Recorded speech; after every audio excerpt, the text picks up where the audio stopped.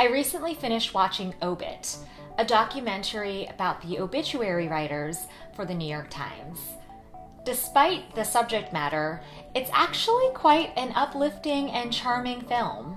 Coincidentally, I also recently finished an article, also by the New York Times, called "You'll Never Be Famous, and That's Okay." These two experiences got me thinking about what it means to lead a meaningful life and who gets to decide that. In order to be considered for a New York Times obituary, you need to have accomplished something of historical significance. Of course, what qualifies as significant is subjective and debatable.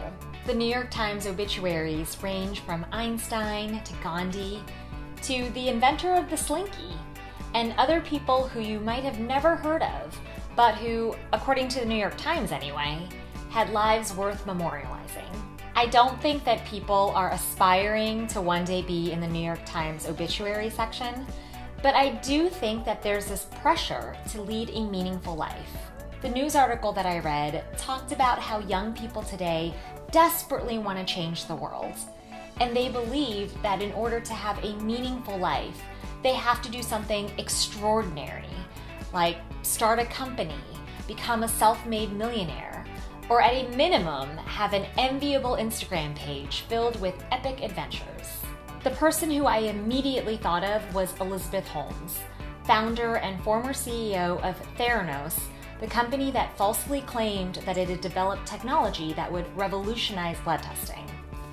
On a side note, if you haven't checked out this book yet, Bad Blood, which is about the Theranos scandal, then I highly recommend it. Elizabeth wanted nothing more than to change the world, and this single-minded obsession is what eventually led to her downfall. Ironically, I think the people who had the bigger, more positive effect on the world are the former employees of Theranos, who bravely stood up to Elizabeth and who helped expose her fraud in the face of legal threats and at the overwhelming risk of financial and professional ruin.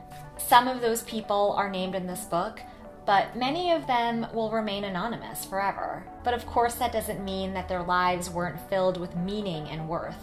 As the author of the New York Times article states, the most meaningful lives aren't necessarily the extraordinary ones. It's the ordinary ones lived with dignity.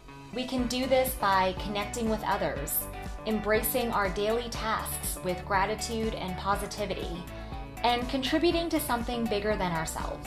It can be as simple as doing a favor for a friend, or standing up for a cause that's meaningful to you, or at the very least, just letting someone cut in front of you in traffic and not getting road rage. The vast majority of people will not have an obituary written about them when they die. But we can all strive to lead a life filled with goodness, courage, and dignity.